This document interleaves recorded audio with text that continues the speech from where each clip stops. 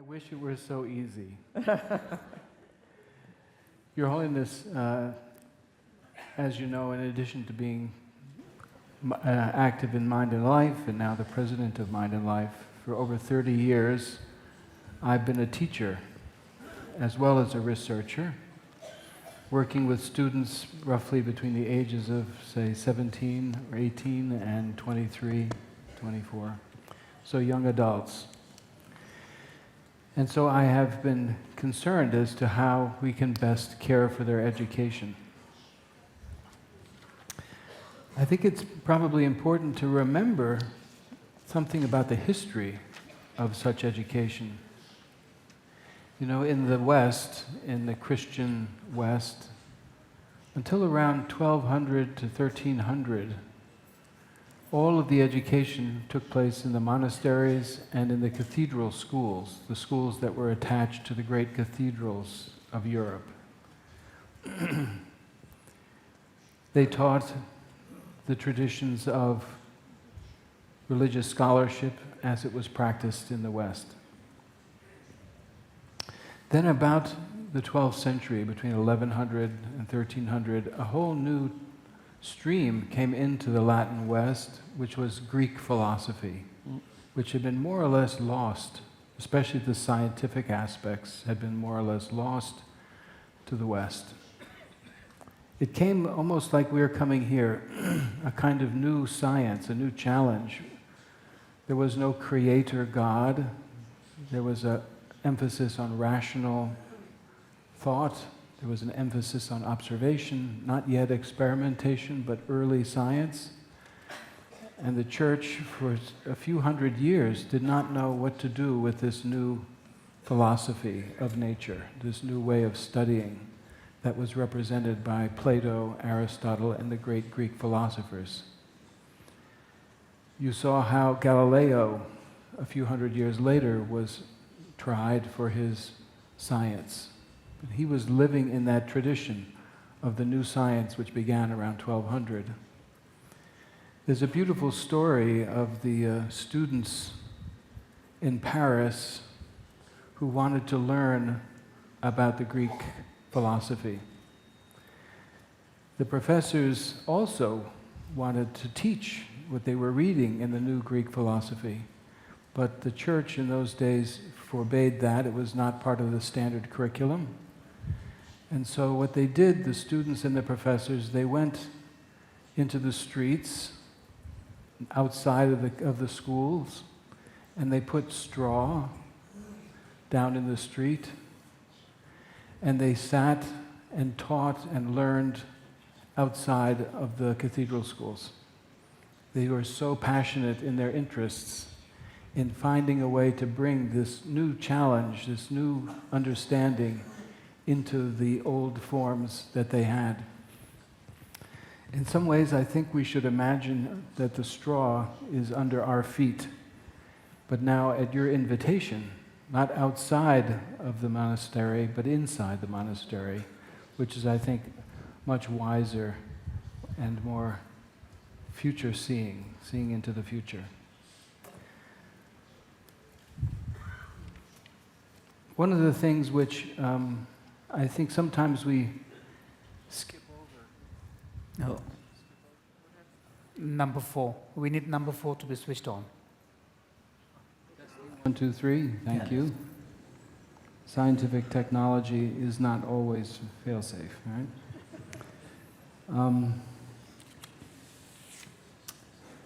Before I touch on the contemplative, the meditative use of meditation in higher education, there are a couple of points I'd like to make. The first concerns what we might consider the purpose of higher education. I show here Harvard University's, I think that's Widener Library. It's one of the greatest libraries in the world at one of the great universities of the world. In the year 1200, in Paris, you had this challenge, and as a result of that challenge, the Sorbonne was created shortly after that, as a great university in Paris. In around 1600, this great university was begun with a few professors and students, and now in the 21st century is one of the great research centers of the world. And yet, in those few hundred years, say from 1200 to the century in which we live, something has been, I think, forgotten, which many are beginning to recognize. This is one of the leading figures at Harvard, dean of the School of Undergraduate Education at Harvard College for those years, where he says, Harvard and our other great universities lost sight of the essential purpose of undergraduate education. They've forgotten their main purpose, which is to help students, quote, learn who they are, to search for a larger purpose for their lives, and to leave college as better human beings. Students are not soulless, but the university is. And at Yale University, a sister school, one of the deans there said, we have lost track of the purpose of education, namely what life is for. A college or university is not just a place for the transmission of knowledge, but a forum for the exploration of life's mystery and meaning. We have seemingly forgotten these high purposes, these high aspirations. We are technically sophisticated, powerful information. And yet, I think here you have not forgotten. This is still clearly before you. I came across this quotation from Shantideva, which I've carried with me for many years, where it says, this entire preparation the sage taught, this entire preparation the sage, the Buddha taught for the sake of wisdom. Thus one wishing to bring an end to suffering should develop wisdom. So we are really dedicated to bringing an end to suffering. That is something which all of us now can agree to. I'd like to show a picture that was taken yesterday. This is a picture of a few thousand of your students. There are many more thousands elsewhere, but this is all we could fit in the picture. Somewhere I'm located in the middle there. But yesterday, during questions and answers, these students came to listen to what it is we had to say. And what we had to say, we hope, serves that purpose of wisdom such that it will end suffering. So let's commit to joining that purpose with as much of the practices and intelligence that we bring from both traditions, the traditions of Buddhist philosophy and practice, as well as the scientific traditions of the West. I'd like to turn to my favorite contemplative. As you know, Albert Einstein is one of my heroes. One of the things he is famous for is his ability to wonder, to ponder, to stand before the mysteries of the world and to deeply engage them. In one place he says, "He who can no longer pause to wonder and stand wrapped in awe is as good as dead. His eyes are closed." To me, this is a kind of ethical stance before the natural world, that we stand before nature and its beauty, and we feel that beauty, and we stand wrapped in awe. And that awe, that wonder, is the beginning of the aspiration to know, to have the curiosity, to understand what it is that is there. And in order to do that, we need capacities. Certain capacities, for example, of sustained attention, a capacity for imagination, to imagine the world differently, and to find sources of new ideas, new creativity. And I think all of these can be strengthened through contemplative practice. You remember, I think in Delhi I spoke about how Einstein had to think for up to 10 years on a particular problem sometimes in order to find that new idea, that new imagination. So the power of sustained attention, which, as Richie Davidson reminded us, is something which William James wrote about. He says, the faculty of voluntarily bringing back a wandering attention over and over again is the very root of judgment, character, and will. So we are so easily distracted. To be able to bring back our attention again and again is so important. And an education which would improve this faculty would be the education par excellence. It is easier, however, to define this ideal than to give practical directions for bringing it about. We find in the contemplative traditions of Buddhism, but other contemplative traditions, again and again, this practice, this way and methods and means for sustaining attention, voluntarily bringing it back again and again and again. As John Kabat-Zinn says, without judgment, but bringing it back persistently. Now, I showed a picture of Harvard University to begin with. I'm going to show another picture of Harvard University. Mm-hmm. Here you see actually John Kabat-Zinn, a number of his friends who are Harvard professors and MIT professors in the business school at Harvard University. You'll also recognize Diana Chapman Walsh here talking with John Kabat-Zinn, where she, together with myself and about 20 others, were part of a little retreat which takes place on a regular basis at Harvard University with participants from the faculty who are part of a working group. 아무 말 왜? 나래, 아무나 말해. You see, yes, there she is. So Diana, John, myself, and Dan Goldman, other friends, and then other professors who you don't know from Harvard. In other words, some of the goals, some of the methods, some of the purpose which we've forgotten about from the contemplative traditions is now making its way into these centers of excellence in the United States. Here we are learning the practical dimensions of contemplative practice, how it might be brought into education at universities and colleges. We do this now through a couple of methods. We do this through, for example, a new association and center for the contemplative mind in higher education. We are now close to 1,000 members.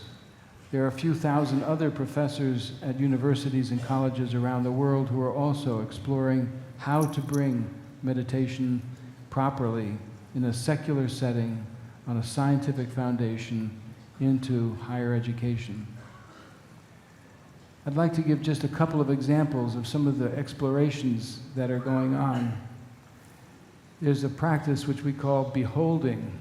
How is it we stand before a painting or a work of art and appreciate it not only intellectually, but artistically through long and sustained reflection and contemplation?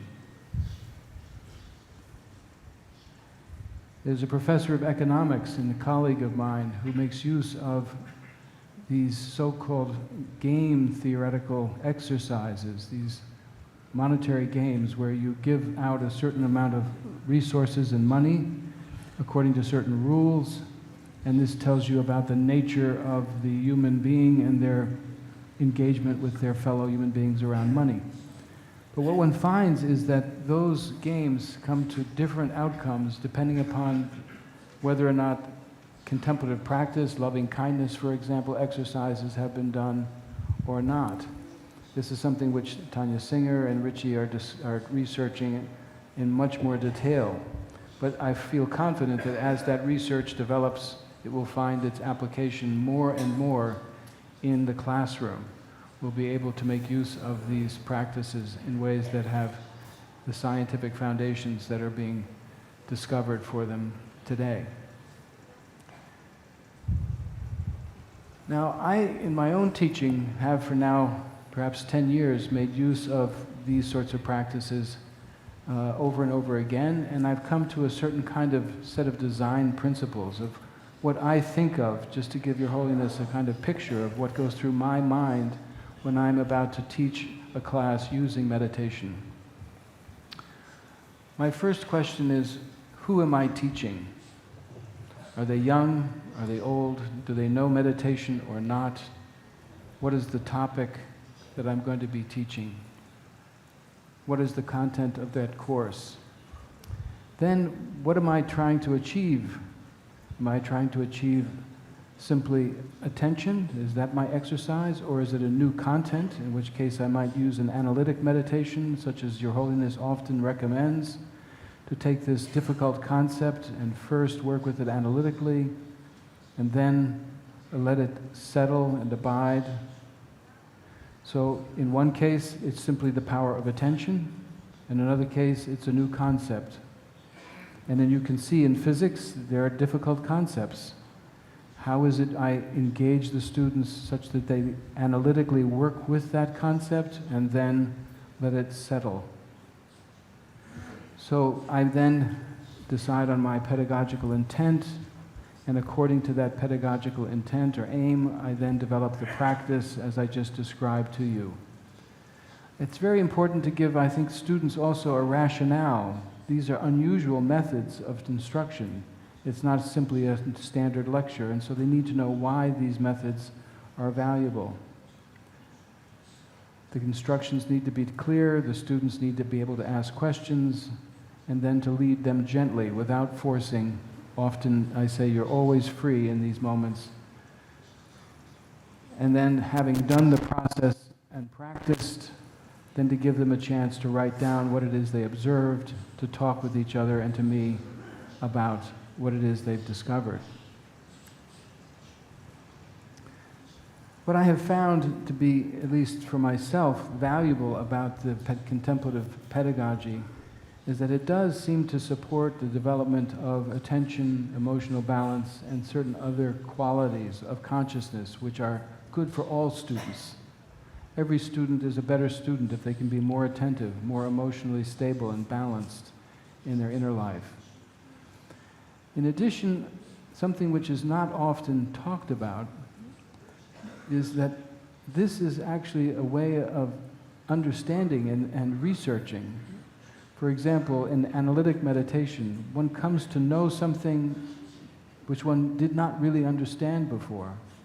So there's an investigational quality, a quality of inquiry, a quality of research that's part of the meditation. And then there comes the moment where there's the apprehension, where you do understand. And then not only understanding, but let it live in you so that it becomes a way of seeing the world as well. This is a powerful transformation, an educational principle.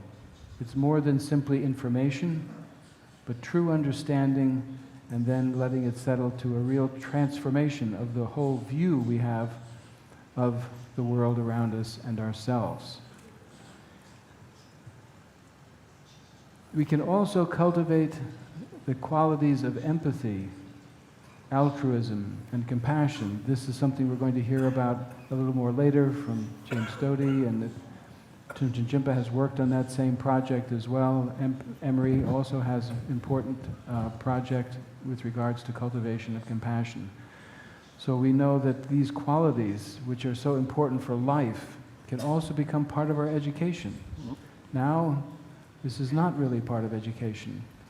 This is something which takes place in the private lives of the students, but it can belong to a full, whole education of the human being. I'm afraid that the research in this area is only just beginning.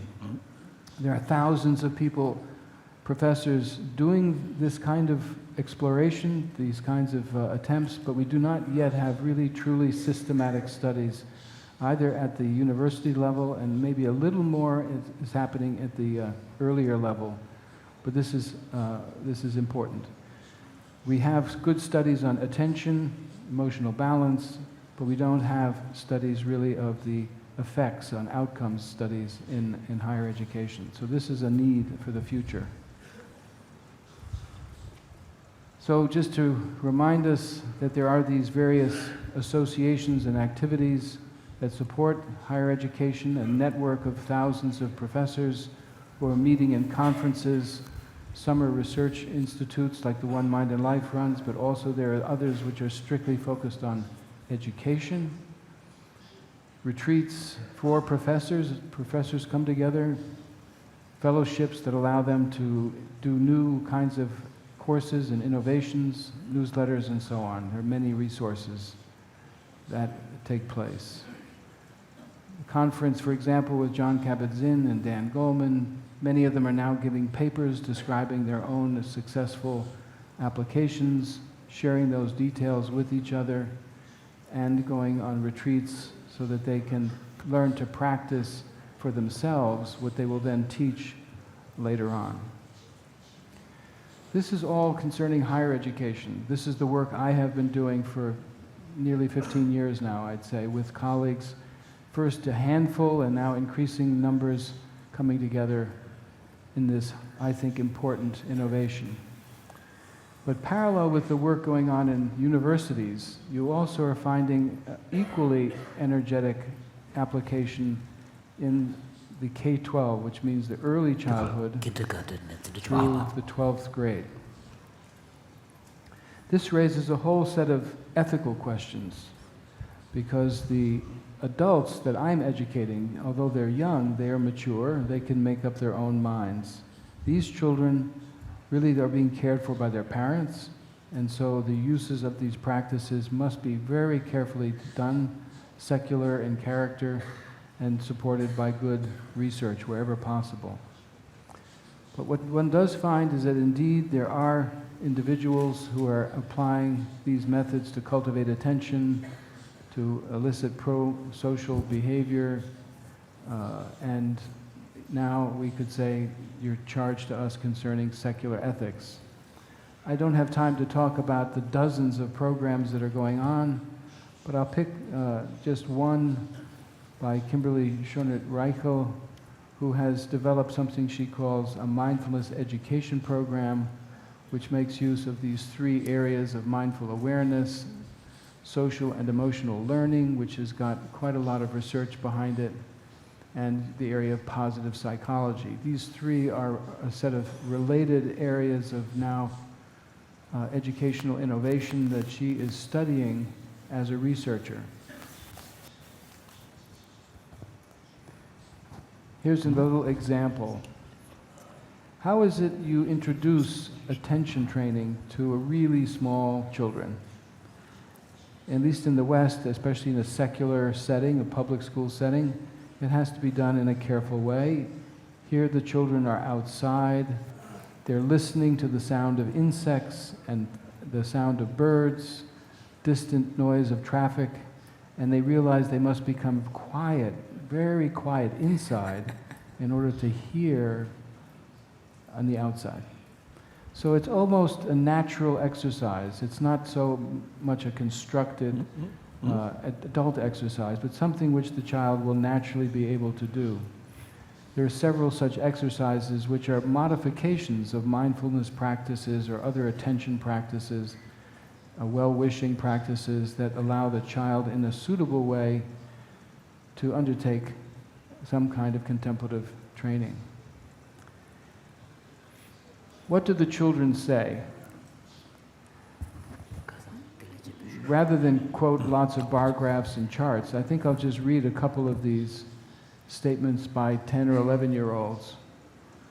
When you take deep breaths, you can calm yourself and it helps to clear your mind, says one 11-year-old. Another 10-year-old Charlie says, when I am angry, I just use what I learned so I can calm down. When asked whether they would recommend this program to a friend, they said, I want everyone to be kind and so not to be nervous and no stress, said David. So he would recommend. So the children themselves found benefit in this way of meditating gently.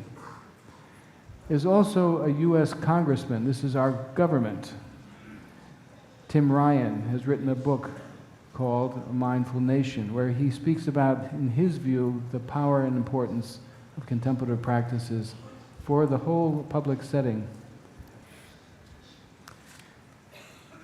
And finally, I'd like to also just mention a book that I wrote with Parker Palmer, which speaks to this question of integrated higher education. Now, Your Holiness, in In New York, when you visited us last in the fall, you, as Diana Chapman Walsh mentioned, made a strong plea for secular ethics. And this has become now for us at the Minded Life Institute a real source and focus. We've raised considerable funding for the first year of work. Some of your friends, I won't mention them, but have given generously in support of this.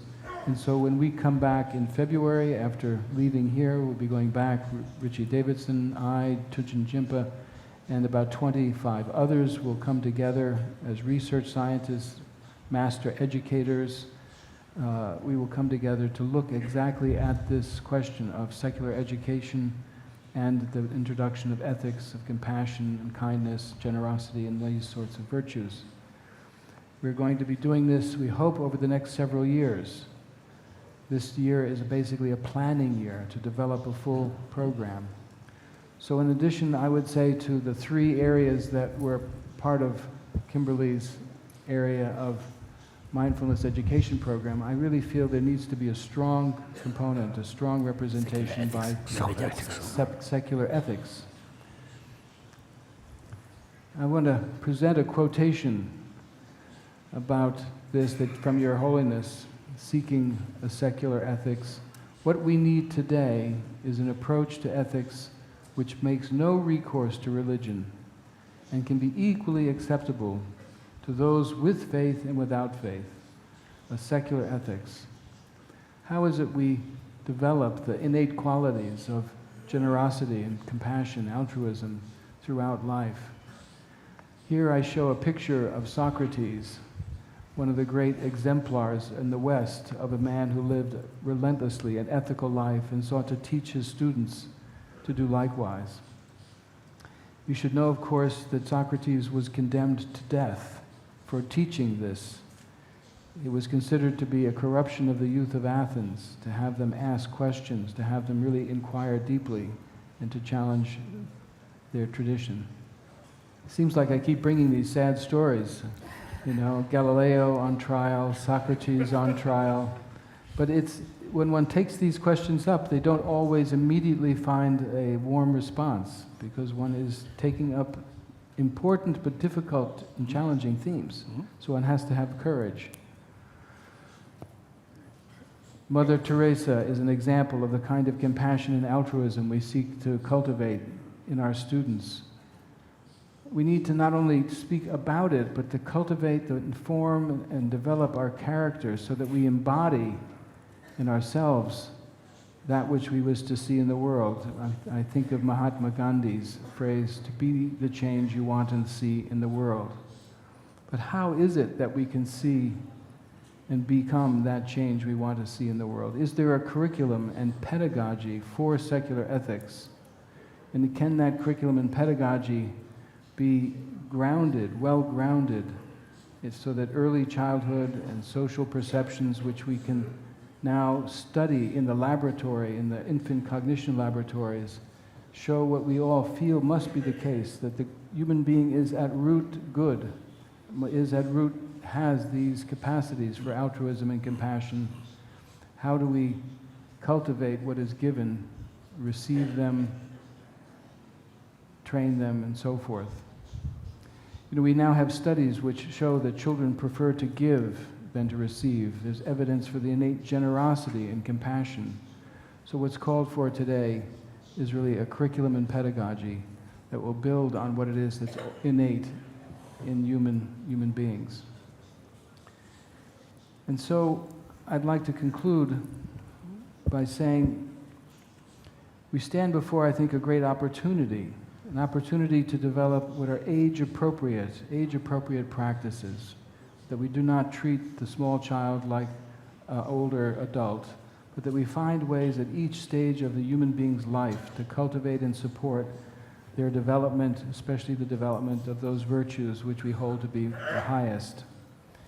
Also, I wanted to emphasize this adult contemplative practice is, for me, a way of knowing that is not only traditional, abstract, scientific in its character, but a way of knowing which is transformative of who we actually are.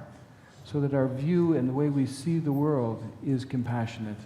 It's not only a concept or a precept that we must obey, but we've changed ourselves thoroughly so that as we know the world, we know it also in ways that lead to compassion and love.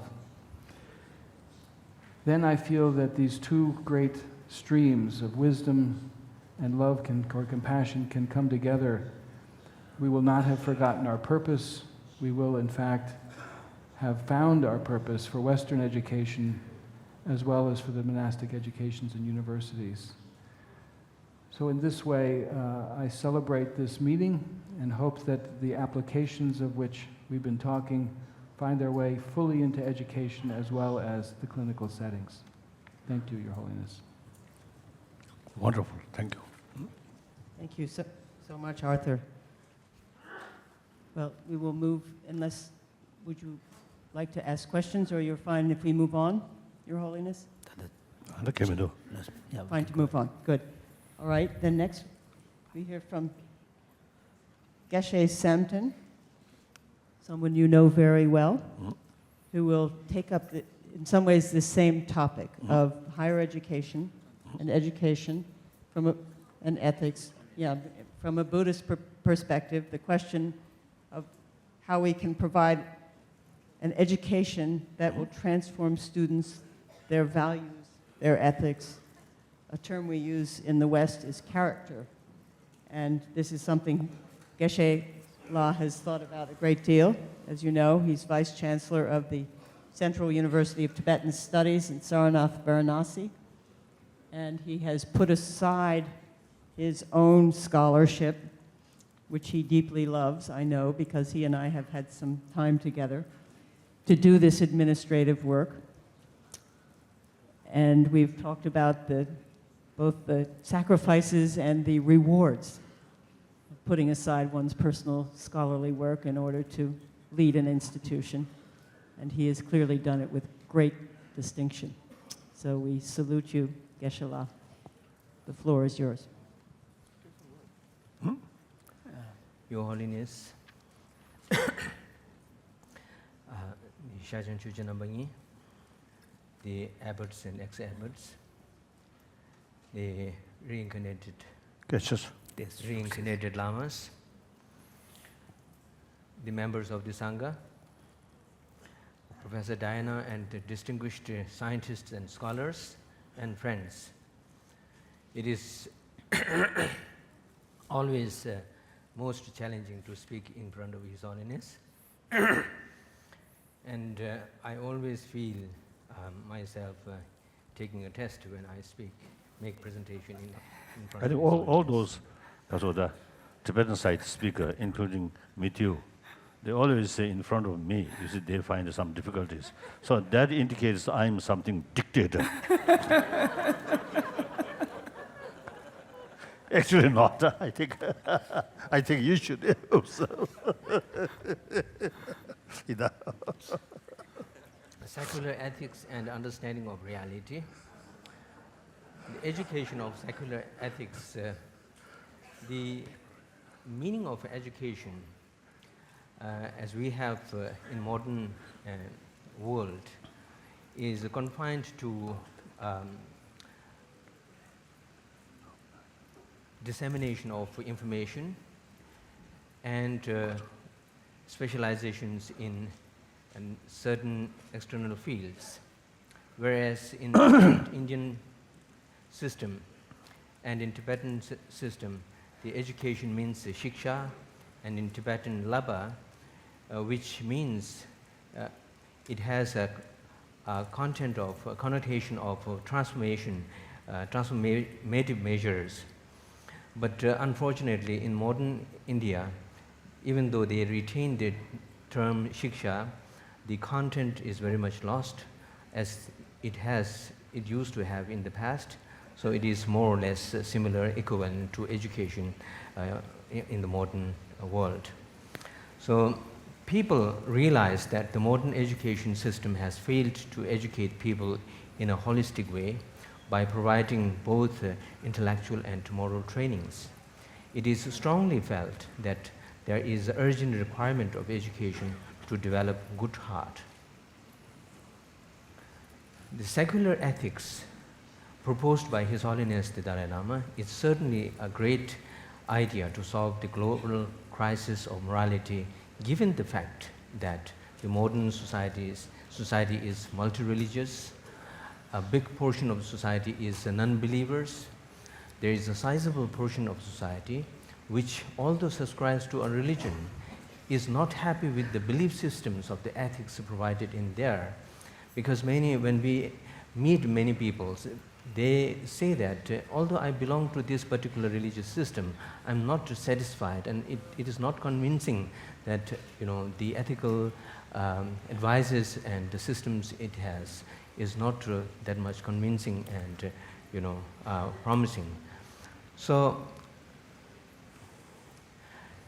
since such an education is secular in nature and is not based on any religious belief systems, it should be presented objectively in a scientific way. And mind is the forerunner of all the actions of speech and body. Negativity and positivity of actions depend on mind. It is extremely important to know the mind and how it influences action and behaviors. Hence, an account of mental system, a map of mind, should be demonstrated, showing the characteristics of mind, the constructive and destructive mental factors, their functions and impacts on the one hand, and how the destructive ones can be regulated, reduced with the application of antidotal factors, and how the constructive ones can be enhanced on the other hand.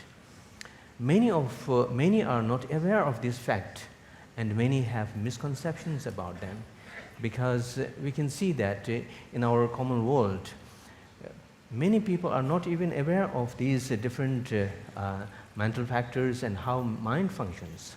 For example, anger, many people think that anger is a kind of inherently, intrinsic nature of a personality, and there cannot be brought any kind of change with respect to the presence of anger in their life. And sometimes even there are people who say that anger is a protective measure for our life, therefore we must have anger. So these kind of misconceptions are there in people, and let alone among the common people, but with many of the great philosophers there are such misconceptions. Like, for example, Aristotle, the great philosopher of Greece, has said that a certain degree of anger is permissible under certain circumstance, and with the appropriate attitude.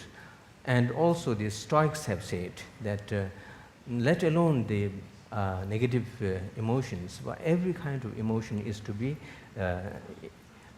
abandoned, should be eliminated.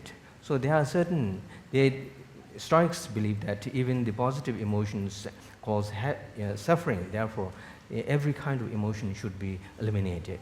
So therefore there are lots of misconceptions and misunderstandings about emotion and our mental system.